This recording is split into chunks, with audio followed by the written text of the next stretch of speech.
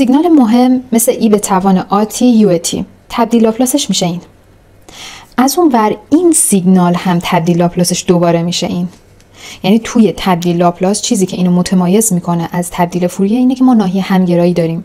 همین داستانو توی تبدیل زد هم داریم. یعنی ما برای هر سیگنال باید ناحیه همگرایی مشخص کنیم. میگیم اگر ریل اس ما قسمت حقیقی در واقع حوزه اس لاپلاس بزرگتر از ریل آ بود میشه این سیگنال، اگه کوچیکتر بود میشه این سیگنال. حالا توی ادامه سوالا شما میبینید که منظورمون چی هست. و در کل هم چند تا از این مهمه. این که قطعیه باید بلد باشید، این هم بلد باشید خوبه. ما بقیه هم میشه حالا استنتاج کرد با خواص ها، ولی خب یکی میخواد اگه نمره خوب و کامل بگیره باید دیگه همه رو بلد باشه، چون مثلا یه سری چیزا احتمالش 1% بیاد، 2% احتمالش بیاد. مثلا یکی که میخواد فقط یه نمره متوسط خوب بگیره واقعا نیاز نیست بخواد اینا رو حفظ کنه، چون بیشتر باید بچسبه به سوالایی که رایجن و هی تکرار میشه. این هم خواصشه و دوباره این خاصیت خیلی مهمه، این خاصیت خیلی مهمه، ما بقیه هم مهمن، ولی خب این دوتا دیگه حتما ازش استفاده میشه. تبدیل زدم هست که حالا هر وقت خواستیم راجع به تبدیل زد صحبت کنیم میایم سراغش. سوال اینه، گفته یک سیستم LTI با تابع تبدیل 0 در نظر بگیرید. پاسخ ضربه سیستم رو تعیین کنید. خودش اومده گفته که به این صورته، یعنی تبدیل لاپلاس پاسخ ضربه رو داده به ما. HT پاسخ ضربه ماست، اگه ازش تبدیل لاپلاس بگیریم میشه HS. من یه تیکه از ویدیو دیروز داشتم نگاه می‌کردم چقدر آروم دارم صحبت می‌کنم، زدم رو دور تند باز یه چیز معمولی شد. حالا من سعی کنم بخوره تا سرعتم برم بالاتر. تابع در واقع پاسخ ضربه سیستم HT تو هر سیستمی پاسخ ضربهشو اگه بریم ازش تبدیل لاپلاس بگیریم میشه تابع تبدیل اون سیستم. پس الان هدف اینه که از این تبدیل لاپلاس وارون بگیرم. برای اینکه تبدیل لاپلاس وارون بگیرم همین الان جدول جلو رومون بود. من اگر به این فرم باشه اس به اضافه آلفا میدونم چی میشه.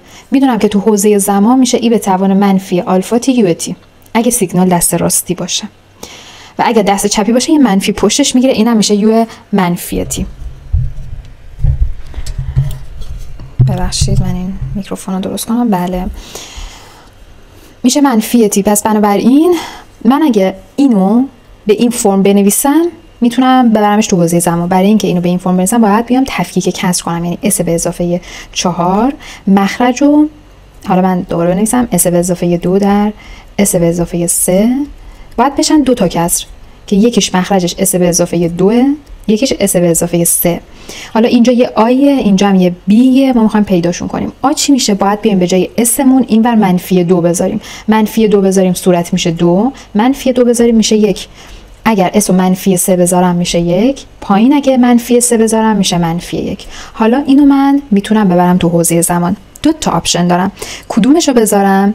باید بیام به ناحیه همگرایی نگاه کنم. ناحیه همگرایی دست راسته، یعنی دست راسته. من بذارید اینو اینجا بکشم، منفی 2 اینجاست و ناحیه همگرایی به این صورته. چون دست راستیه پس سیگنالم هم دست راستیه.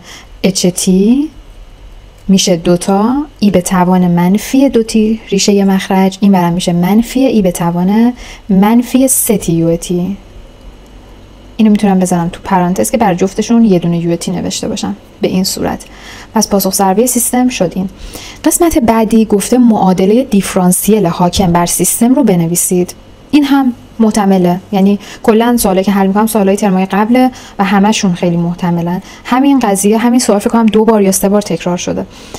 برای اینکه معادله رو من بنویسم بین خروجی و ورودی، همینجا نگاه کنید، این خروجیه این ورودیه، رابطش معلومه، به این سیستم برمیگرده. پس من اگر اینو طرفین وسطین کنم میتونم یه وای اس هایی که در یه سری اس ضرب شدن رو به دست بیارم و اون بر تساوی هم ایکس اسی که در یه سری اس ها ضرب شدن رو به دست بیارم و به این ترتیب میتونم برم تو حوزه زمان که معادله دیفرانسیلیه به دست بیاد. من اینو به این فرم می‌نویسم، میگم وای اس در مخرج چیه؟ مخرج اینجا داریم، میتونیم ازش تقلب بگیریم. برای اینکه میخوام جملات رو تک به تک تفکیک کنم اینطوری به صورت باز نمیذارم بمونه، یعنی این اتحاد رو مینویسم اس در اس ضرب میشه S2، یه 2 تا اس اینور، یه 3 تا اس اونور، 5s به اضافه 6. اونور هم هست XS در S به اضافه 4. من میدونم اگر تو حوزه لاپلاس در یه اس ضرب شه معادل چه چیزیه تو حوزه زمان اینجا هست. بذارید نحوه استفاده از جدولم بهتون بگم، کمان که میدونم خیلیاتون میدونید. نگاه کنید، اگر توی سیگنالی تو حوزه لاپلاس توی اس ضرب شه، تو حوزه زمان معادل مشتقه. پس کجا رفتی؟ اینجا این وای یه بار تو این ضرب میشه، یه بار تو این و یه بارم تو این ایکس اس یه بار تو این، یه بارم تو این. من اینو بذارید دیگه ننویسم، جدا شدهشو یه دفعه بریم تو حوزه زمان. جمله اول میشه S2 در وای اس، یعنی دو بار مشتق بگیر. چرا؟ چون دو بار ضرب در اس شده. میشه دی 2 وای تی تقسیم بر وای تی، این شبیه جی شد، به اضافه ضریب همونجوری میان. دی وای تی یه دونه چون اس ضرب شده، دی تی به اضافه 6 تا دیگه چون مشتق گیری نیست خود وای رو مینویسیم، مساویه با این ور دوباره یک s در x ضرب شده، میشه دی x تی در دی تی به اضافه 4 تا x تی. و اینم قسمت ب که گفته بود معادل دیفرانسیلی بین ورودی خروجی بنویسید به همین فرم. قسمت جیم گفته اگر پاسخ سیستم به ورودی x تی به صورت وای باشه شما x رو تعیین کنید. x s ما وای اس رو ما اگه بخوایم در واقع x رو حساب کنیم، ما میدونستیم که تو حوزه زمان وای تی میشه کانولوشن x تی در h تی. اما حالا این وسط تو حوزه زمان من نمیتونم بیام x رو حساب کنم، یا یه محاسبات بسیار سنگینی داره. من اینو میبرم تو حوزه لاپلاس، یعنی وای اس تو حوزه لاپلاس، h s هم که دارم میتونم وای اس رو حساب کنم، یعنی x s برابر با وای s تقسیم بر h s. کویز آخرتونم بود، بعضیا اشتباهی اومدن در واقع این سیگنالی که اینجا داشتید رو، خیلیاتون این سیگنال رو ضرب در تبدیل لاپلاس این کردید. این اشتباه رو نکنید تا قشنگ مشخصه. اول باید تبدیل لاپلاس سیگنال خروجی رو بنویسیم، تقسیم بر اون کنیم. همینجا من تبدیل لاپلاسش رو بنویسم، میشه چی؟ وای اس میشه 1 تقسیم بر اس به اضافه 4. چرا؟ چون ریشه مخرج میاد اینجا و چون سیگنال دست راستیه ریل اس هم بزرگتر از منفی 4. حالا من اینو اینجا می نویسم، چی شد؟ 1 تقسیم بر اس به اضافه 4 و ناحیه همگرایش میشه ریل اس بزرگتر از منفی 4. اچ اس هم که ما داریم اونجا میشه اس به اضافه 4 تقسیم بر اس به اضافه 2 در اس به اضافه 3. حالا میخوایم اینو باید به صورت یک کسر بنویسیم. ناحیه همگرایی اینم بگیم، داشت صورت سوال داده بود دیگه، درسته؟ ریل اس بزرگتر از منفی 2. پس ریل اس اینم میشه کوچیکتر از بزرگتر از منفی 2. نمیدونم چرا زبان و دست همراه هم نیست. ریل اس بزرگتر از منفی 2. حالا اول ببینم اشتراک داره یا نه. این ریل اسش بزرگتر از منفی 4، در نظر بگیرید این اگر منفی 4 باشه بزرگتر از منفی 4، این بزرگتر از منفی 2. اشتراک داره دیگه، اشتراکش هم میشه بزرگتر از منفی 2. پس من میتونم این داستان رو ادامه بدم. دور در دور نزدیک در نزدیک کنیم میشه اس به اضافه 2 ضرب در اس به اضافه 3 تقسیم بر اس به اضافه 4 به توان 2. این ایکس اس منه. حالا کافیه که این ایکس اس رو ببرم تو حوزه زمان. یه نکته یادتون باشه، وقتی که ما میخوایم یه همچین سیگنالی رو ببریم تو حوزه زمان، فرم روتینش باید برقرار باشه. یعنی من اگه این به صورت اس به اضافه 1 مثل قسمت قبل که اینجا داشتیم میگفتیم اگه این فرمی باشه من میدونم که تو حوزه زمان چیه، اینجا هم باید همین باشه. اما وقتی توان، یعنی بیشتر درجه اصطلاحا بهش میگن درجه صورت، اگه مساوی یا بزرگتر از مخرج بود، شما باید یه فکری به حالش کنید. یعنی اول باید ساده سازی ها رو انجام بدید، بعد بیاید ببرید تو حوزه زمان. الان اینجا توان درجه صورت 2 تا اس داریم، پس بنابراین من باید یک تقسیم انجام بدم. یا بیاید اینو تقسیم رو انجام بدید، یعنی یه درجه 2 بسازید، اتحاد باز کنید. پایین هم داریم و تقسیم چکشی بهش میگن، چی میگن؟ از این تقسیم ها انجام بدید. یا اینکه کار ساده تر هم میشه انجام داد. یادتونه ما مثلا یه سیگنالی داشتیم تو مخرج میگفتیم شبیهشو تو صورت دراریم، حالا به اضافه منهای چیزی کنیم کم بشه. من حالا میگم این راه حل هست، اینم بریم ببینیم چی میشه. من میگم صورت رو باز کنم، میشه S2 به اضافه 5S به اضافه 6 تقسیم بر مخرج چی میشه؟ S2 به اضافه 2 4 تا 8s به اضافه 4 4 تا 16 تا. من میگم عین چیزی که تو مخرج دارم رو توی صورت بیام ایجاد کنم. چرا؟ چون بخوام اینو با هم دیگه ساده کنم و یک کسر مجزای یک از توش در بیارم. منظورم چیه؟ من اینجا 5s دارم، برای اینکه به 8s ایجاد شه باید 3 تا s بهش اضافه کنم. ریاضی الکی نیست که 3 تا s اضافه کردی و 3 تا هم کم کنی. پس من اینو میتونم بنویسم 8s عوضش یه 3 تا کم کنم، 3 تا s ازش کم کنم.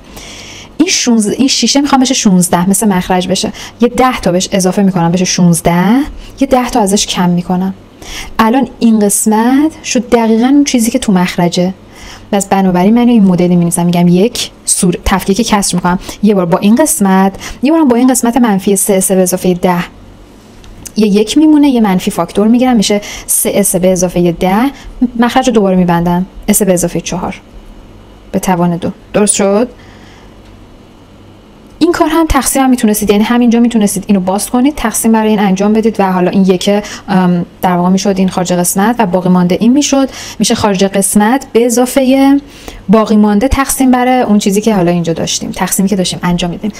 یه سری قسمت ها مثل این قسمت ممکنه که چالش برانگیز باشه، وقت شما رو خیلی بگیره، اما اگه از قبل چند تا سوال حل کرده باشید، روند رو بدونید، من فکر می‌کنم این کار خیلی آسان تره، چون شاید این در واقع سخت‌تر بشه این کسر و بیشتر بخواد وقت شما رو بگیره، اما شما سعی کنید همون فرم مخرج رو تو صورت ایجاد کنید، به شرط اینکه تواناش مثل هم باشه دیگه، که بتونید ساده سازی رو انجام بدید.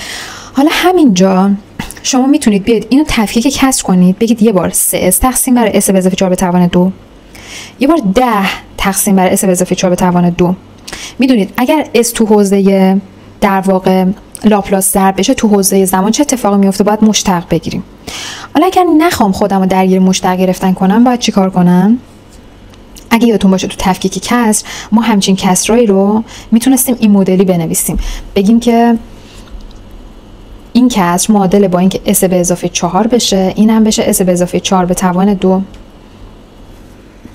ما توی سوال هایی که یادم سر کلاس حل کردیم اینترن، این مدلی حل نکردیم که مخرج توانش 2 باشه. حواستون باشه اگه یکی از اون عامل هایی که تو مخرج بود خواستید تفکیک کسر کنید، توان 2 داشت، حتما باید یه توان عادیشو بنویسید، بعد توان 2 شو بنویسید که همه عوامل در نظر گرفته شه و همچین چیز اسی هم ایجاد نشه براتون که بخواید وقتی میبرید تو حوزه زمان داستان شه. این اگر یه آی باشه، این اگر یه بی باشه، برای به دست آوردن بی مثل همون تفکیک کسر عادی کافیه که اسمون رو منفی 4 بذاریم. این عامل رو که در نظر نمیگیریم، اگه منفی 4 بذارم اسمو میشه منفی 12 با 10 میشه منفی 2، پس بی شد منفی 2.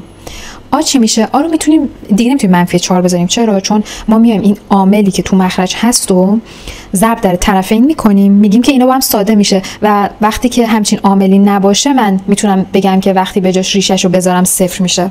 اگه من اینو دوباره اس منفی 4 بذارم که خب این عامل میمونه هنوز و این اصلا 0 نمیشه. نمیدونم متوجه منظورم شدید یا نه. در هر صورت وقتی که توان 2 شو داریم دیگه نباید اس 4، باید یه اس دیگه بذاریم. حالا یا میتونیم مشتق بگیریم از طرفینش، یا میتونیم مثلا یه اس دیگه بذاریم مثل 0. من اس طرفینش 0 میذارم، یعنی یه بار اینجا اس 0 میذارم، میشه 10 تقسیم بر 16 4 به توان 2 16. اون ور یه آ اس هم 0 بود دیگه 4 منهای 2 تا اس هم 0 میشه 16. درسته؟ دنبال آ هم من این مخرج رو میخوام بکنم 16 که همه 16 ها رو با هم ببرم، یه 4 ضرب میکنم، یه 4 هم تو مخرج ضرب میکنم، میشه 16. حالا همه 16 ها از بین میره، این 2 بیاد این ور میشه 12 12 تقسیم بر 4 میشه 3. پس بنابراین آی من شد 3. حالا در ادامه چی موند برام؟ یه دونه 1 موند، یه دونه 3 موند، منفی یه منفی پشت داشتیم و حواسمون باشه 3 تقسیم بر اس به اضافه 4 و منفی در منفی مثبت 2 اس به اضافه 4 به توان 2. حالا دیگه اس نداریم و خیلی راحت میتونیم اینو ببریم تو حوزه زمان. این چی میشه؟ لاپلاس وارون. بریم نگاه کنیم جدول رو.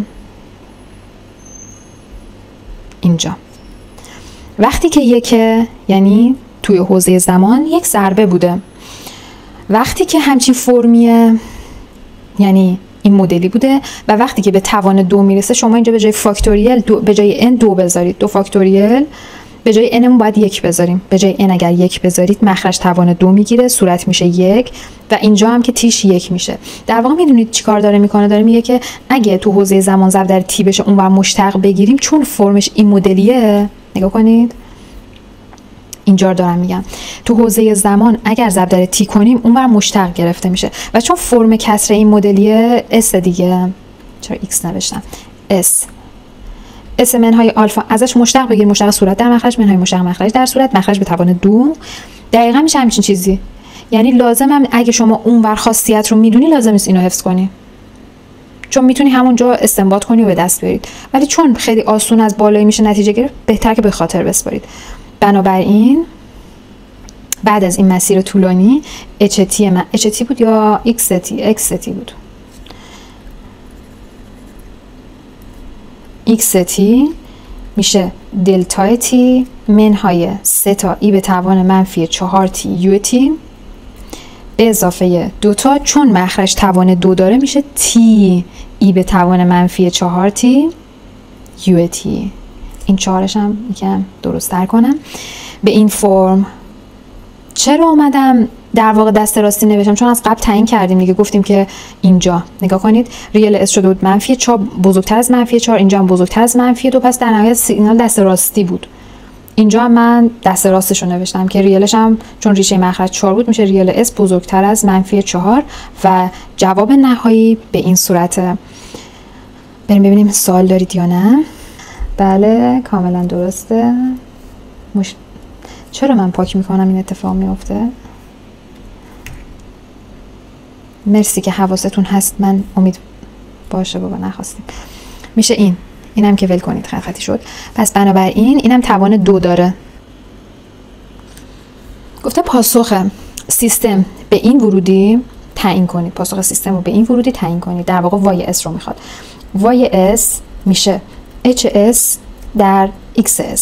تو سوال قبلی هم اینو میتونستم بنویسم، باز برای یادآوری بارها سیستم LTI تابع تبدیل داره، ورودی داره و وای اس داره. به صورت غیر مستقیم 2 تا رو میدن، یکی دیگر رو میخوان. اینجا اینو داده، اینو داده تو حوزه زمان، شما میتونید ببرید تو حوزه لاپلاس، اینو تو حوزه لاپلاسش رو به دست بیارید، میتونید بفرستیدش حوزه زمان. بریم حلش کنیم. اس به اضافه 3 اس به اضافه 1 ضرب در تبدیل لاپلاس این چی میشه؟ میشه 1 تقسیم بر اس به اضافه 2. حواستون باشه ریشه مخرج منفی 2 اینجا نشسته. ببینم اصلا میتونم این ضرب رو انجام بدم یا نه، ناحیه همگرایی اشتراک داره یا نه. اینکه خود صورت سوال گفته ریل اس بزرگتر از منفی 1، اینجا چون سیگنالم یو تیه میشه ریل اس بزرگتر از منفی 2. یکی بزرگتر از منفی 1، یکی بزرگتر از منفی 2. منفی 2 اشتراک دارن، بله اشتراکشون هم میشه ریل اس بزرگتر از منفی 1. حالا ادامه میدم. این میشه اس به اضافه 3، این میشه اس به اضافه 1 در اس به اضافه 2. تفکیک کسر باید بکنم. اینایی که توان 2 نداره خب خیلی کار آسون میکنه، مثل سوال قبلی نیست، فکر نمی کنم چالشی داشته باشه. اس به اضافه 1 اس به اضافه 2. برای اینکه صورت ها رو پیدا کنم این اس به اضافه 1 عاملش رو در نظر نمیگیرم، به جای مابقی اس ها میذارم منفی 1 منفی 1 به اضافه 3 2 منفی 1 به اضافه 1 1 منفی 1 به اضافه 2 1 اس هم منفی 2 میذارم، میشه به این فرم. حالا اینو من میخوام ببرم لاپلاس وارون بگیرم و ببرم تو حوزه زمان. وای تی چون ریل اسش هم این میشه دیگه، این چیزی که اینجا نوشتیم. سیگنال دست راستی راست هر کدوم رو لحاظ میکنم. 2 تا ای به توان منفی تی یو تی، اون یکیش هم میشه منفی ای به توان منفی 2 تی یو تی. به همین راحتی قسمت الف حل شد. قسمت ب گفته آیا میتوان پاسخ سیستم به ورودی این رو با تحلیل تو حوزه لاپلاس تعیین کرد؟ خب خیلی سوال مهربون برخورد کرده، میتونست این مدلی نگه و فقط بگه که پاسخ به اینو حساب کنید. الان خب از نحوه پرسیدنش مشخصه که نمیشه تعیین کرد. حالا بریم ببینیم چرا نمیشه. نگاه کنید سیگنال عین سیگنال بالاییه، فقط فرقش تو چیه؟ به جای اینکه سیگنال دست راستی باشه سمت چپیه. پس من تبدیل لاپلاسش رو بنویسم. میشه 1 تقسیم بر اس به اضافه 2 یه منفی هم داره. چرا؟ جدول بیاریم نگاه کنید، اونی که منفی داشت، اونی که سمت چپی بود، یه منفی پشتش داره. اینو فراموش نکنید بذارید.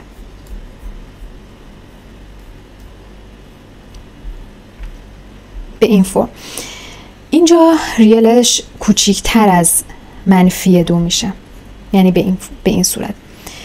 اچ اسمون کدوم بود؟ این بود. ریل اسش بزرگتر از منفی 1 بود، یعنی اینجا اگر منفی 1 باشه این وری بود. آیا این دوتا اشتراک دارن؟ نه. پس چون اشتراک ندارن، من این قسمت که میخوام وای اس رو حساب کنم بگم اچ اس ضرب در ایکس اس، یه چیز همگرایی در نمیاد تو حوزه لاپلاس، پس برای نمیتونم حل کنم. چرا؟ چون یه جاهایی که این همگراه، مثلا اگر اسم منفی 3 باشه این همگراه، اما این یکیه نیست، اچ نیست. پس در مجموع وقتی تو هم ضرب میشن یه چیز بی‌نهایت فرض کنید. تو یه چیز محدود ضرب شد دوباره میشه بی‌نهایت. پس بنابراین باید اشتراک داشته باشن. حالا این توضیحات هم خودتون بنویسید دیگه، چون نایه همگرایی اشتراک نداره این داستانا، پس نمیشه. قسمت جیم گفته پاسخ ضربه سیستم معکوس رو پیدا کنید. صورت اس به اضافه 3. خب سیستم معکوس، ما این نکته رو میدونیم که اگر دو تا سیستم رو متوالی ببندیم و یکیش معکوس اون یکی باشه، حاصل ضربشون همچین چیزی میشه، یعنی HS در H اینورسش HIS میشه 1. اینو صورت سوال داده، اینو میخواد. از همینجا نتیجه میگیرم HIS میشه 1 تقسیم بر HS، یعنی HS رو باید وارون کنم. S به اضافه 3 صورت بود دیگه، پس میاد مخرج. این بود S به اضافه 1. ببینم درسته؟ S بله، S به اضافه 1، S به اضافه 3 به این فرم. و اینجا باید ناحیه همگرایی رو مشخص کنم. باید برم تو حوزه زمان دیگه، چون گفته که پاسخ ضربه، نگاه کنید گفته پاسخ ضربه، نگفته تابع تبدیل. پاسخ ضربه سیستم معکوس میشه در واقع حوزه زمان. برای اینکه اینو ببرم حوزه زمان 2 تا حالت دارم، دست راستی باشه دست چپی باشه. باید بیام ناحیه همگراییش رو مشخص کنم. چون حاصل ضرب این 2 تا شده یکی عدد محدود شده، پس باید ناحیه همگراییش اشتراک داشته باشه. این بود بزرگتر از منفی 1 ناحیه همگراییش.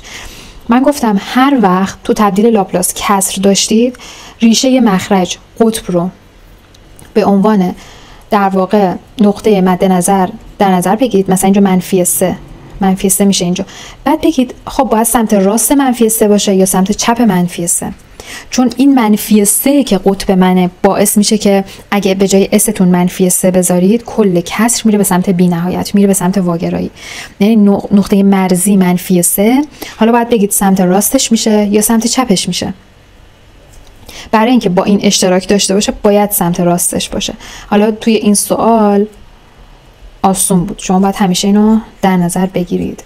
بنابراین پس اینم نکنید دوباره رسیدیم به اون حالتی که درجه صورت با درجه مخرج یکیه. میتونی بیای اینو تفکیک کسر کنی، بگی چون توی اس ضرب شده اونور تو حوزه زمان مشتق بگیری، اما ترجیحاً اون کارو نکن. درست هستا یه کوچولو مسیرت بیشتر میشه. 2 اینکه شاید مثلا چه بدونم تو بارون بندی مینویسن جواب آخرات نقطه به نقطه حساب کنی دقیقاً همونه، چون هیچ فرقی نداره، اما فرم کلیش یکی نیست. یعنی اون فرم بسته‌ای که می‌نویسن مثل هم نیست تو نگاه اولیه. در هر صورت من اینو این مدلی می‌نویسم، میگم برای اینکه شبیه مخرج تو صورت تولید کنم، اسو که دارم یه دونه 3 باید اضافه کنم. من اگه 2 تا اضافه کنم 2 تا کم کنم، این میشه 3، میشه عین مخرج. پس اچ آیم میشه 1 منهای 2 تا اس تقسیم بر به اضافه 3. اینجا دیگه لازم نیست تو حوزه زمان کاری کنیم. به همین راحتی میگیم اچ آی تی میشه دلتا تی، سیگنال دست راستی دیگه، منفی 2 تا ای به توان منفی 3 تی یو تی. و اینم از این سوال. بیام ببینم سوالی نیست. گفته اطلاعات زیر در مورد تابع تبدیل یک سیستم علی داده شده. تابع تبدیل سیستم HS رو پیدا کنید. باشه. تابع تبدیل سیستم یک تابع گویا با 2 تا قطبه. پس من متوجه میشم که این HS هم صورتش که خب فعلا، یعنی میخوام ببینم از قسمت الف چی دستگیرم میشه. از قسمت الف دستگیرم میشه که یه PSC داریم صورت، یعنی یه تابعی بر حسب اس داره تغییر میکنه. اینکه درجهش چنده، اینکه چجوریه، هیچی نمیدونیم تا اینجا. و چون 2 تا قطب داره، یعنی من یه اس منهای یه آی دارم، یه اس منهای یه بی دارم. پس باید مخرج به این فرم باشه. من اینو باز میکنم، مینویسم S2 منهای، حالا اینجا آبی گذاشتم، مثلا گاما S به اضافه لامدا 2، حالا هرچی این مدلی. قسمت بعدی گفته ناحیه همگرایی این کل صفحه است، همه صفحه است.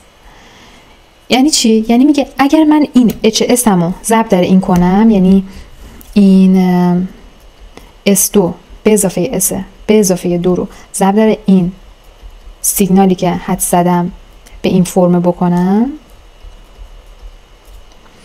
این باید جوری بشه که همه صفحه S بیفته تو ناحیه همگرایی. یعنی چی؟ وقتی میگه کل S ناحیه همگرایی، کلا شما چه برداشتی میکنید؟ برداشتی که باید بکنید اینه که این سیگنال مجموعش با هم دیگه نباید قطب محدود داشته باشه. این نباید توی هیچ نقطه‌ای این سیگنال به سمت بی‌نهایت بره. ببینید ریشه های مخرج بودن که سیگنال کلش رو به سمت بی‌نهایت می‌بردن دیگه، درسته؟ مخرج صفر میشد، کل کسر میرفت به سمت بی‌نهایت و موجب در واقع ناپایداری میشد. پس اگه من بخوام همیشه همگرا باشه، در وهله اول اینه که هیچ قطبی نداشته باشم، من هیچ قطب محدودی نداشته باشم. در نتیجه یعنی این باید با این بالایی یکی باشه که ساده شن. پس همینجا این گاما و لاندان به دست میاد. پس از این قسمت نتیجه میگیرم HS هم هست PS تقسیم بر S2 به اضافه S به اضافه 2. حالا الان از اینجا به بعد من مخرج رو به دست آوردم، چالش هم این PS است، دنبال PS هم. ادامه داستان احتمالاً باید بهم یه سری سرنخ‌هایی داده باشه که برم PS رو حساب کنم. قسمت جیم گفته پاسخ ضربه در T که توی T مساوی با 0 که یه خورده مثبتش هست برابر با 3. شما اینو میبینید یاد چی میافتید؟ بگید لطفاً. یعنی H T که تیش هست 0 مثبت، H 0 مثبت. من تو حوزه لاپلاس دارم این نتیجه گیری ها رو میکنم، پس بنابراین باید اینو تو حوزه زمانش به دردم نمیخوره. این درسته گفته توی H T این میشه 3، اما خب چیکارش کنم؟ باید اینو ربطش بدم به حوزه لاپلاس. ما یه نکته‌ای داشتیم که من یادمه که سر کلاس اینو با جزئیاتش نوشتم پای تابلو. قضیه مقدار اولیه. مقدار اولیه چی میگه؟ میگه که اگر من اینو داشته باشم، یعنی تو حوزه زمان سیگنالم تو نقطه 0 باشه، اون بر تو حوزه لاپلاس اگر لیمیت بگیرم از سیگنالم که در S ضرب شده، یعنی HS S هم بره به سمت بی نهایت، میشه همین. این قضیه مقدار اولیه است. حالا طبق این نکته من این HS هم رو اگر توی S ضرب کنم میشه SPS تقسیم بر S2 به اضافه S به اضافه 2. لیمیت بگیرم ازش، Sش بره به سمت بی نهایت. یادتونه دیگه از دبیرستان این قسمت حد و لیمیت گرفتن و اینا به این فرم بود که ما پرتوان صورت رو می نوشتیم که این PS که ما نمیدونیم چیه، فعلا اینو می نویسیم، مخرجم پرتوانش رو کافیه جایگذاری کنیم، میشه S2. من میگم این اگه بخوام ازش لیمیت بگیرم که این S صورت با این توان دوش میره، این برابر با 3. بنابراین نتیجه‌ای که ازش میگیرم، حالا نمیتونم بگم مساویه اینه، نتیجه‌ای که ازش میگیرم اینه PS من باید یه 3S، این 3 توی S ضرب میشه به اضافه B I به اضافه یه عدد دیگه باشه. چرا این عدد دیگر لحاظ میکنیم؟ چون گفتیم که پرتوانش رو نوشتیم دیگه، پرتوانش میدونیم یه عامل S داره توش، اما ممکنه یه عددی هم داشته باشه دیگه، توان بیشتر نداره. یعنی PS من S2 نداره، S3 نداره، اما 3S رو که داره فهمیدیم، میدونیم یه جمله ثابت هم ممکنه داشته باشه، شاید هم 0 باشه، ممکنه داشته باشه، ولی فعلا باید لحاظ کنیم. پس از این قسمت به این رسیدم، یعنی HS هم تا این مرحله شد این 3S به اضافه A S2 به اضافه S به اضافه 2. الان A رو پیدا کنم، حل همه چی. گفته پاسخ سیستم به ورودی XT مساوی با 1 برابر با YT مساوی با -2. باز تو حوزه زمان اطلاعات داد. من باید رفتش بدم به حوزه لاپلاس که بیام اینجا ازش یه نکته‌ای در بیارم. حالا کاری که باید بکنم چیه؟ یه نکته‌ای داره. فرض کنیم اون نکته رو ما نمیدونیم. حوزه زمان دیگه من بیام وایتی رو بنویسم. وایتی میشه انتگرال از کانولوشنش دیگه، درسته؟ کانولوشن میخوام بنویسم. x تی ایکس تو اچ تی منهای تو، یا اینکه چون ایکس هم ثابته من اینو میگیرم تی منهای تو در اچ تو دی تو. این قسمت گفته سیگنال هم یکه، همیشه یکه، ثابت یک. اگر یک باشه این همیشه، یعنی فرقی نمیکنه چه ایکس تو باشه، چه شیفتش بدید، چه وارونش کنید، این همش یکه. میشه چی؟ میشه این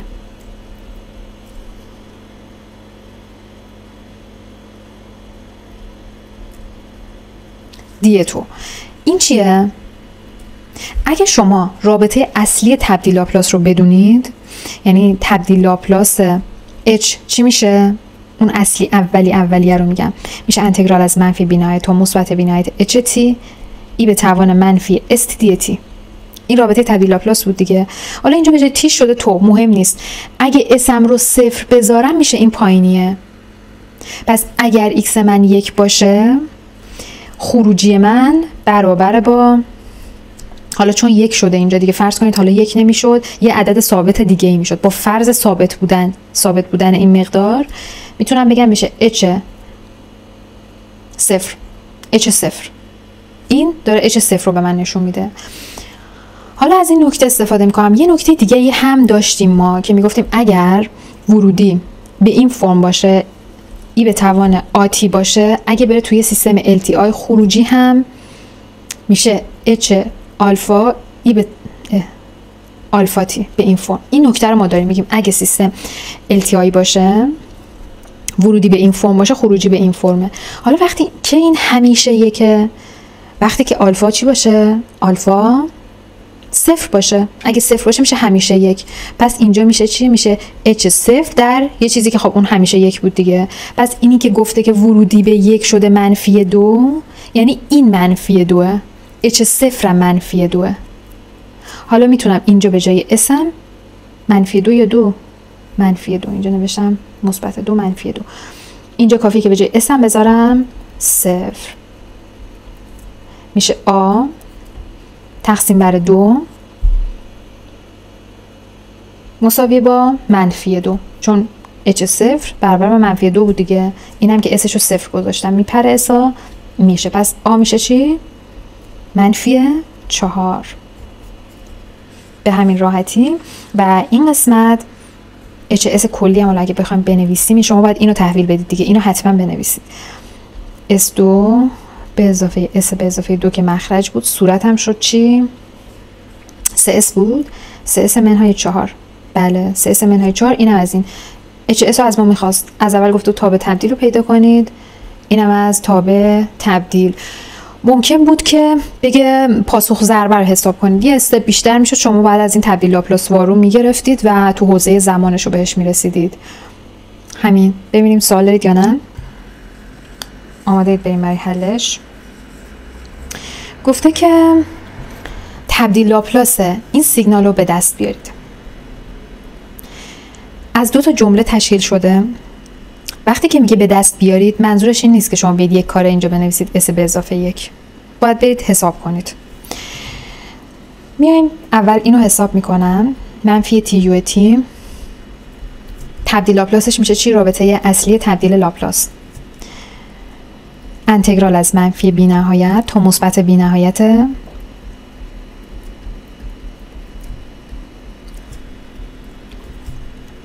به جای یو بازه انتگرال رو تغییر میدم و برش میدارم. میشه از 0 تا مثبت بی نهایت. یه پایه رو مینویسم، از یه منفی فاکتور میگیرم به این صورت. این میشه چی؟ منفی S به اضافه 1 ای به توان منفی 1 به اضافه S در T که یه بار 0 باید بذاریم، یه بار مثبت بی نهایت. اگه مثبت بی نهایت بذارم، ضرب در مثبت بی نهایت، اگه 0 بذارم، هر چیزی به توان 0 میشه 1. اینم S به اضافه 1.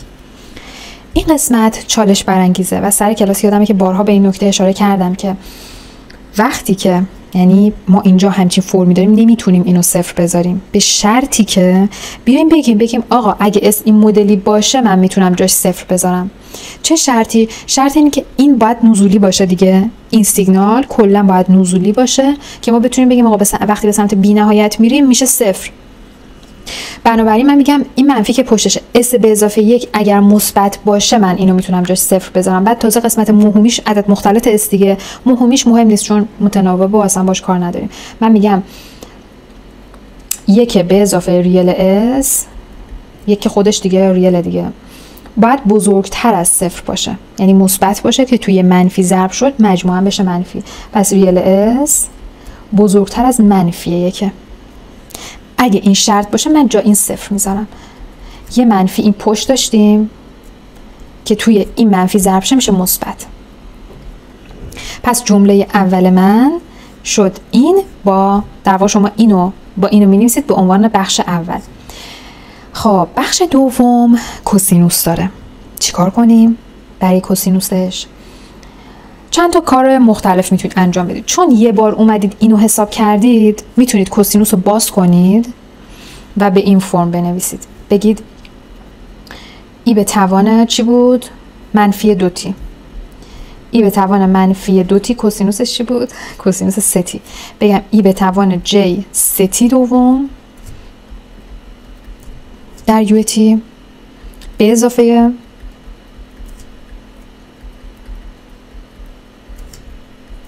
درسته به این فرم. بعد بگم طبق چیزی که من اینجا حساب کردم دیگه نیازی نیست از نظرم اینجا دوباره بیاید حساب کنید.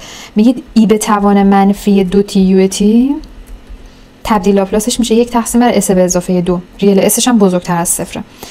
توی 1 دوم ضرب شده، پس توی 1 دوم ضرب میکنم. حالا توی ای به توان یه چیزی در تی ضرب شده، میرم بالا توی این جدول خواص. نگاه کنید وقتی که تو حوزه زمان توی همچین چیزی ضرب میشه، ای به توان S0 تی ضرب میشه، اونور شیفت داریم، بهش میگن انتقال فرکانسی یا شیفت فرکانسی. بنابراین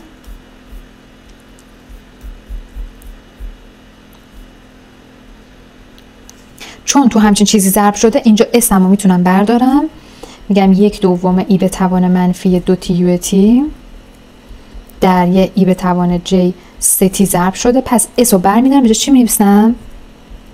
اس منهای 3j به اضافه 2.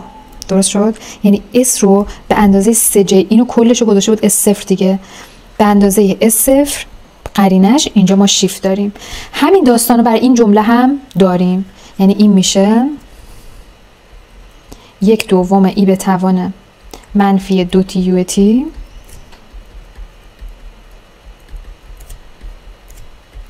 اینجا به جای منفی میشه مثبت به اضافه 2. حالا این دوتا رو باید با هم جمع کنم، جا نمیشه من بیام پایین بنویسم. چی بود؟ x بود اسمش؟ x بله. x s میشه یه جمله هم قبلش داشت دیگه، این 1 تقسیم بر s به اضافه 1 تقسیم بر s به اضافه 1 به اضافه. این دوتا رو میتونید همینطوری بنویسید، میتونید هم ساده سازی کنید. چجوری؟ این مدلی بگید که این میشه 1 دوم s به اضافه 2 منهای 3j، این میشه 1 دوم s به اضافه 2 به اضافه 3j.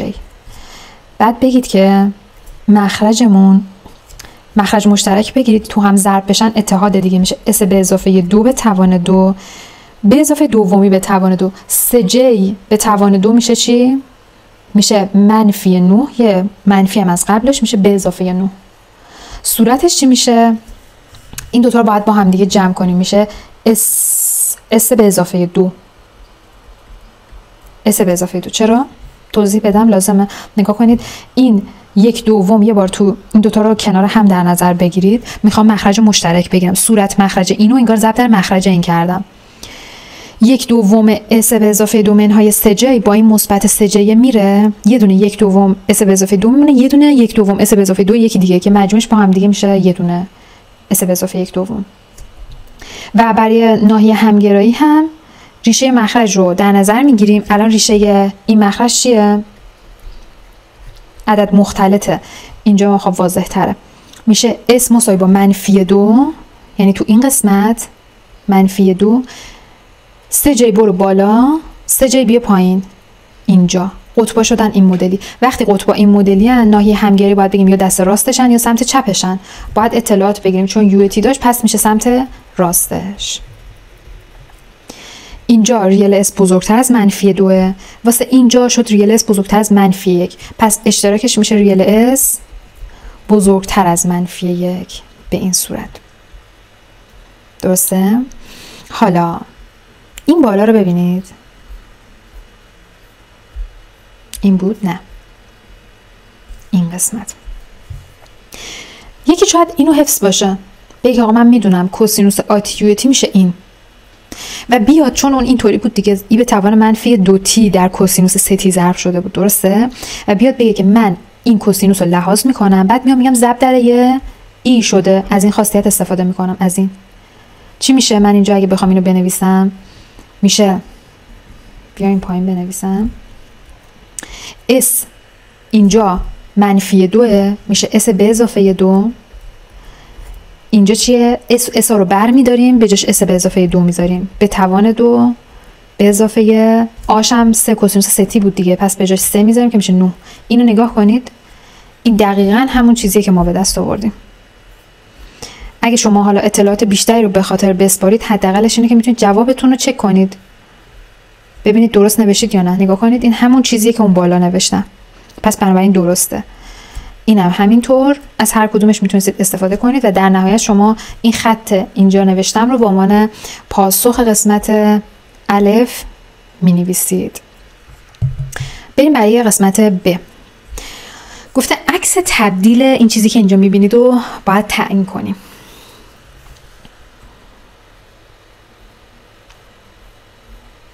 اینجا بنویسن XS ای به توان S منهای ای به توان -S تقسیم بر S بود فکر کنم. آره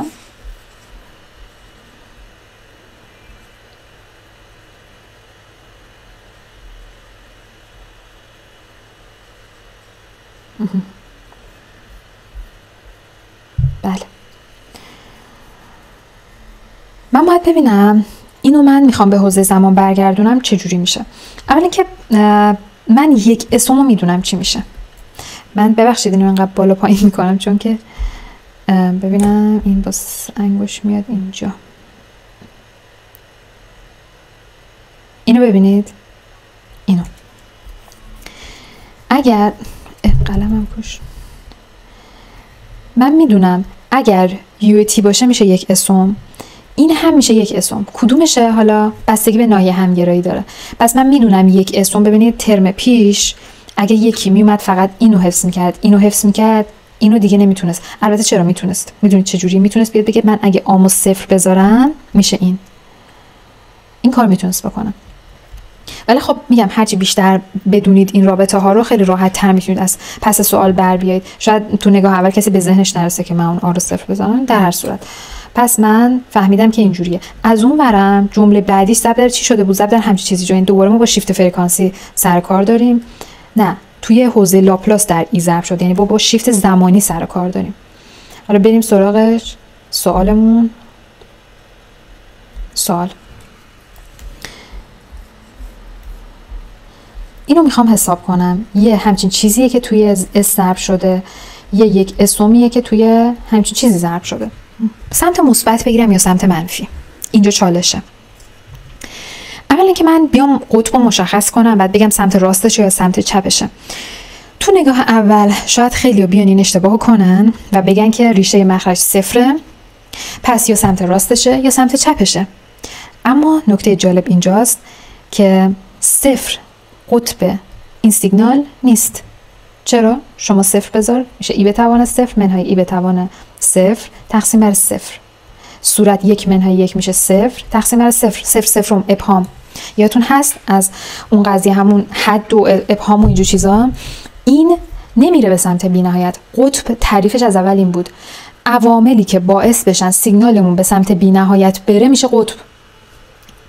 پس بنابراین اینجا من قطب 0 ندارم. ببخشید یه عامل پرت کننده حواس اینجا بود که من تمرکزم از دستم عذر میخوام. پس اینجا میشه 0 0 و قطب نیست.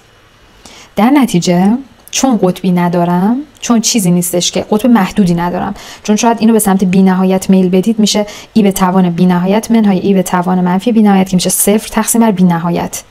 و چون صورت داره با سرعت بیشتری به سمت بی‌نهایت میره و کلا میره به سمت بی‌نهایت، یعنی قطب توی مثبت بی‌نهایت داره، ولی اصلا درگیر این قضیه نشید. قطب محدود نداره و ناحیه همگراییش کل صفحه است، صفحه که عددهای محدودی توشن. چه من دست راستی بگیرم چه سمت چپی یه چیز در میاد. بریم ببینیم. من فرض کنم این دست راستی باشه، یعنی این یک اسمو بگم بشه یو تی. چون توی همچین چیزی ضرب شده تو حوزه لاپلاس، پس تو حوزه زمان باید شیفت پیدا کنه. پس مجموع این میشه چی؟ میشه یو تی به اضافه 1. گفتم تو حوزه زمان اگه شیفت پیدا کنه همون میزان توی اس ضرب میشه. اینجا منفی میاد پشتش، یو تی منهای 1. الان شد چی؟ یو تی به اضافه 1 منهای یو تی منهای 1، یعنی پالس از منفی 1 تا 1 تی 1 و اینم ایکس تی به این فرم. حالا ببینید اگه ما می‌خواستیم سمت چپی هم لحاظ کنیم سیگنال رو، باز همینطوری میشد. یعنی چی؟ من اینو حالا اینجا بنویسم. اگه میگفتیم این سمت چپی میشد یو منفی یو منفی تی، درسته؟ چون توی اس ضرب شده این تیمو برمی‌دارم و به جاش می‌نویسم چی؟ تی به اضافه 1. بعدی یه منفی پشتش داره، میشه مثبت یو منفی تی که چون چی خورده میشه منفی تی منهای 1. حالا اینو ضرب کنید میشه منفی تی منهای 1. بعد بگید منفی تی منهای 1 بزرگتر از 0 باید باشه، یو دیگه، درسته؟ بس تی من باید کوچیکتر از منفی 1 باشه. این از این قسمت من میگم منفی تی به اضافه 1 باید بزرگتر از 0 باشه، پس تی من کوچیکتر از 1. یعنی اگر تی من کوچیکتر از 1 بود، این جمله داره میگه مقدار 1 داره. مقدار 1 داره تا کجا؟ وقتی که به منفی 1 میرسه مقدار منفی داره. یعنی این میشه، من دیگه حالا ننویسم پاک کردنش داستان، اینطوری میشه که این مثبت و منفی ساده میشه، دوباره میشه این ایکس تی. در هر صورت یه جواب به ما میداد. و توی خواص ناحیه همگرایی هم داشتیم که اگه یه سیگنالی کل صفحه بود تو حوزه لاپلاس، یعنی تو حوزه زمان، یه سیگنال محدودیه. حالا ما یه سری فیلترهای آی آر و در واقع فیلترهای فینیت و اینفینیتیو داریم که میگه که فیلترهای محدود در زمان و نامحدود در زمان. وقتی که محدود در زمان باشه، حالا واردش نشیم، همینی که دارید میبینید. پس اگه ناحیه همگرایی به کل صفحه بود، بدونید که سیگنال محدوده و به این فرمه. اینم از این چالشی بود. ترم قبل فکر کنم بچه‌ها چالش داشتن. البته اینا که پارسال افتادن این درس، این سال علامت برشون آشنا باشه. قسمت جیم گفته که یک سیستم LTI با مدل دیفرانسیل زیر توصیف شده. آیا پاسخ فرکانسی این سیستم؟ آیا نه؟ اگر پاسخ فرکانسی سیستم در منفی 1 قطب داشته باشه، به ازای چه مقداری از آ سیستم پایداره؟ بله. چیکار کنیم؟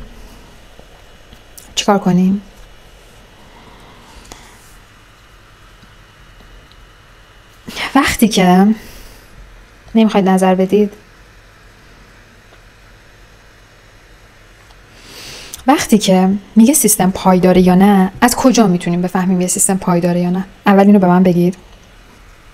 راستش من اصلا اونور نیستم که پیامتون رو ببینم، ولی میام میبینم. فعلا اینو اینجا بگید. از کجا میفهمیم یه سیستم پایدار هست یا نه؟ از روی تابع تبدیلش میگیم، از روی قطب‌هاش میگیم. چجوری؟ من اگر قطبی داشته باشم که سمت راست محور جی اومگا باشه، این باعث میشه که سیستم ناپایدار باشه. به صورت کلی ما در نظر میگیم که سیستم های لی یعنی سمت راست قطب قرار میگیرن. یعنی در صورتی که سیستم LTI پایداره که همه قطباش سمت چپ محور جی اومگا باشن، یعنی همه قطبا قسمت حقیقیشون باید کوچکتر از 0 باشه. بله، پس الان مسیر مشخص شد. واقعا سوال چالشی بود ترم پیش. مسیر اینه من اچو به دست بیارم، برم قطباشو حساب کنم، کمان که دارید میبینید بر حسب آه ما قطعا داستان خواهیم داشت، و بعد بیام بگم که آقا این قطبا ریالشون باشه زیره، یعنی چپ 0. بریم برای حلش. من میگم اینا اگه پاک کنم PDF شو میخوام به شما بدم، چیکارش کنم؟ کجا بنویسم؟ جا میشه اینجا؟ خب سعی می‌کنیم جا بدیم دیگه. قسمت جیم. خب معادله رو حفظ نیستم، بذار تو گوشیم داشتم یه دقیقه بیارم. خب ولش کن، طول میکشه. خب اینو اس اوکی. من از وای اس فاکتور میگم، میدونید دیگه اگه بخوایم از حوزه لاپلاس بریم به حوزه زمان تو دیفرانسیل چه برعکس، میدونید باید چیکار کنید. از وای اس فاکتور میگیرم، جمله اول 3 تا مشتق گرفته شده بود، پس اس جمله دومی همچین چیزی داشت، یه بار مشتق گرفته، دو بار مشتق گرفته شده بود، به اضافه جمله بعدی یه بار مشتق و اینم از جمله آخر و اینم بود ایکس اس. بله پس اچ اس من بذارید بالا بنویسم، من یکم دغدغه جا دارم. اچ اس میشه 1 تقسیم بر اس 3 به اضافه آ به اضافه 1 در اس 2 به اضافه آ به اضافه 1 در اس به اضافه آ 2.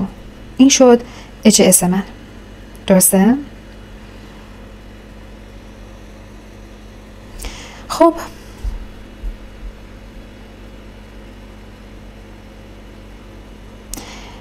اینجا گفته که اگر پاسخ فرکانسی این سیستم در منفی 1 قطب داشته باشه، یعنی من الان اینجا بر حسب توان 3 دیگه شما قطب اینو، بعضیا یه فرمول بلند بالایی داره، بعضیا شاید حفظ باشن، یعنی بدونن که معادله درجه 3 چجوری حل میشه اگر اطلاعاتی راجع به قطب نمیداد، قطب دیگه ای.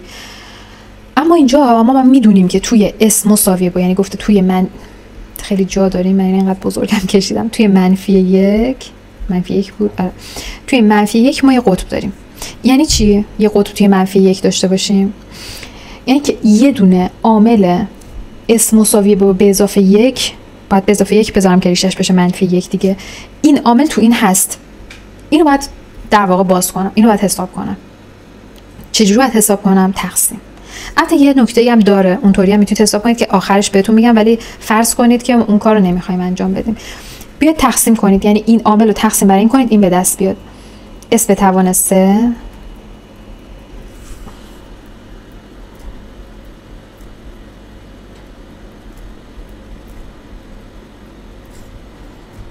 تقسیم بر اس به اضافه 1.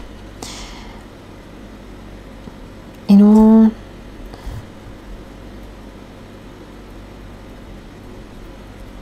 این پاکانش یه جوریه که اگر S2 بدم میشه S3 به اضافه S2، یه منفی ضرب میکنم، این با این ساده میشه. این S2 به اضافه S2 بود که این مثبت و منفیش میره، یعنی فقط میمونه یه دونه S2 و ما بقیه جمله هم که باید بیاد پایین، حال دیگه نمی‌نویسم. پس جمله بعدی میشه A در S که این توش ضرب میشه AS2 به اضافه AS، توی منفی ضرب میشه، اینم همینطور، اینا با هم ساده میشه. یه منفی AS اینجاست، اینجا چیه؟ یه A2 در S با یه مثبت AS، پس اونا با هم ساده میشن، یه دونه میمونه چی؟ A2 دیگه، درسته؟ A2S به اضافه A2. حالا اینجا باید توی A2 ضرب بشه، میشه A2S به اضافه A2. بله باقی مانده هم نداره به همین فرم. پس HS من شد همچین فرمی، S به اضافه 1 در S2 به اضافه AS به اضافه A2. حالا نکته که گفتم میتونید استفاده کنید، شما میتونستید اینطوری بگید که آقا این ضرب در یه همچین چیزی میشه دیگه، مثلا AS دو آ ننویسم که قاطی میشه با اون آ، مثلا گاما S2 به اضافه بتا S به اضافه لاندا. مثلا میگم این باید یه همچین فرمی داشته باشه که تو این ضرب شده درجه 3 بشه. بعد بیاید ضرب کنید، بگید که این جمله اول تو این ضرب میشه عامل S3 ضریبش چیه؟ 1. پس این گامایی که اینجا نوشتم 1، نگاه کنید 1. بتا چجوری به دست میاد؟ دوباره بیاد عاملا رو حساب کنید و در نهایت این گاما چجوری به دست، این لاندا چجوری به دست میاد؟ جمله‌ای که مون چی؟ فقط آدو. پس این هم میشه فقط آدو. این تکنیک هم میتونستید به خرج بدید، ولی خب راه حل روتینش این کاری بود که انجام دادیم. خلاصه رسیدیم به این یه قطبش که توی -1 حل بر پایداری مشکل ایجاد نمیکنه، اما این باید قطبش بیفته سمت چپ. ریشه میشه چی؟ درجه 2 ریشه رو میخوایم حساب کنیم، میشه -b مثبت منفی رادیکال b2. ایوا بعد مدت ها 2 رو اینجوری نوشتم. منهای 4 تا a c a ضریبش 1 در c a2. اینم اینطوری کنم مثلا میشه این میشه تقسیم بر 2a هم که 1 میشه 2 میشه منفی a دوم مثبت منفی این 2 تا a منهای 4 تا a2 میشه منفی 3 تا a2 رادیکال 3 منفی رادیکال موجب j میشه دیگه. j رو میارم بیرون در a. من میخوام قسمت حقیقیش، گفتم این اگه محورم باشه بالا هم کشیدم، این اگه -1 قسمت حقیقیش باید بیفته این بره محور. پس چی این؟ من میگم منفی a دوم باید کوچیک‌تر از 0 باشه، یعنی با قسمت موهومی دیگه کار ندارم. این میخواد اصلا اینجا باشه، میخواد اینجا باشه، هر جا میخواد باشه مهم نیست، تو منفیا باشه تو مثبتا باشه، اما حقیقیش باید بیفته این بره محور. اینکه کجاش میفته بازم مهم نیست. پس a میشه چی؟ طرفین رو ضرب در منفی کنید، علامت تساوی عوض میشه بزرگتر از 0. پس به ازای آهای بزرگتر از 0 سوال چی خواسته؟ گفته به ازای چه مقادیری از آ سیستم پایداره؟ میگیم به ازای آی مثبت، آهای مثبت این سیستم پایداره. به همین صورت ببینیم سوال دارید یا نه. گفته که قسمت الف تا به انتقال سیستم رو به دست آورده، نمودار صفر و قطب مکان هندسی ریشه ها رو رسم کنید. وای اس میشه S2 به ازای مشتق S منهای 2 XS.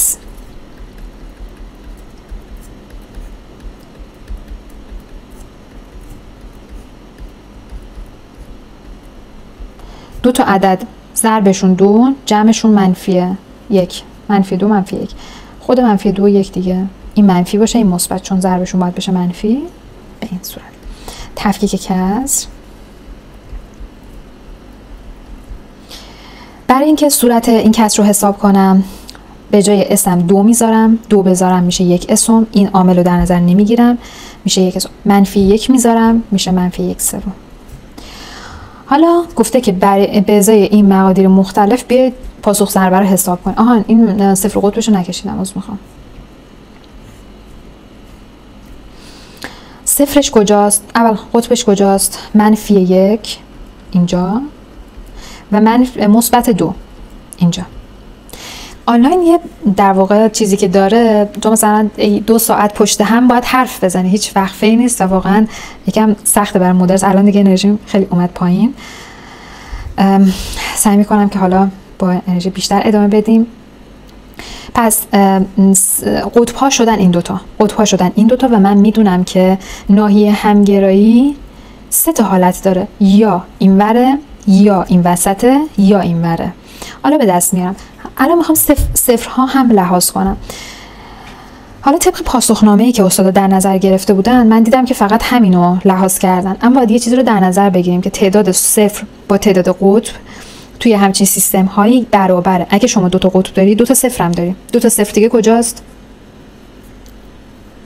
صفر تعریفش چیه؟ قطب تعریفش این بود که آقا اگر شما اسی پیدا کردید که کل سیگنالتون رو به سمت بی نهایت برد میشه قطب. حالا ممکنه توی ای به توان اس ظاهر شه، یعنی حواستون باشه اگه ای به توان اس داشتید تو مخرج، حالا بستگی داره چیه، فرض کنید تنها، یعنی اگه شما الان فقط یه همچین عاملی داشتید بگم قطبش چیه، نباید بگید که چون مخرج نداره قطب نداره. هر چی که سیگنال منو تو حوزه لاپلاس به سمت بی نهایت ببره قطب منه، این قطب داره تو بی نهایت. و صفرها قطبا توی سیستم هایی که به این فرمن، حقیقی ضرایبش و این داستانا، یکیه تعدادش. اگه 2 تا قطب اینجا داره، 2 تا قطب دیگه کجا داره که موجب میشه کل کسر صفر بشه؟ تو بی نهایت. پس یه صفر مرتبه دوم تو بی نهایت داره. من حالا میگم اس 1 و 2 توی مثبت بی نهایت یا منفی بی نهایت صفر داره.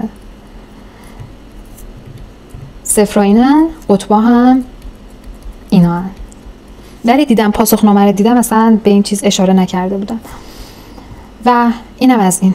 و وقتی که میخوایم قسمت ب رو حل کنیم، جایی که میگه سیستم الیه، اینم بهتون گفته بودم، اینجا بنویسم سیستم الی اسم مساوی با مثبت بی نهایت عضو آر او سی.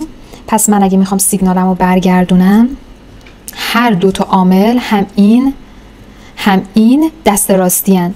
پس میشه 1/3، یکم بیا پایین تر ببینیمت، ای به توان منفی 2t، ریشه مخرج چیه؟ 2، پس اینجا میشه مثبت 2t یو تی، اون یکی منفی 1/3 ای به توان ریشه مخرج منفی t یو تی. این واسه این حالت شد، یعنی ناحیه 1 حالت یک سیستم الیه. حالت 2 این وسطه، گفته پایدار باشه. نگاه کنید، گفته سیستم پایدار باشه. پایداری به این فرمه، یعنی اسم مساویه با 0 عضو آر او سیه. در این شرایط این وسط میفته. اینجا نکته‌ایه که خیلی اشتباه میکنن. اینو میخوای برگردونی، نگاه کن کسر اول اگه این قسمت ناحیه همگرایی باشه سمت چپ 2 یا سمت راستش، چون چپ این میشه سیگنال سمت چپی. پس یه منفی میذارم، منفی یادت نره، منفی 1/3 ای به توان 2t یو منفی تی. و این قسمت چون دست راست قطب منفی 1، پس خودشو مینویسم. و در نهایت هم گفته بود نه الی نه پایدار، نه الی نه پایدار، نه الی نه پایدار، که هیچ کدومش نباید باشه دیگه. ضد الی و این چیزا هم بهش میگن، یعنی منفی بی نهایت عضوش باشه میگن ضد الی. و اینجا هم میشه هر جفتش منفی میشن، میشه منفی 1/3 ای به توان 2t یو منفی تی. اینجا این عوض میشه، یه منفی توش ضرب کن میشه مثبت ای به توان منفی تی یو منفی تی. اینم برای این قسمت.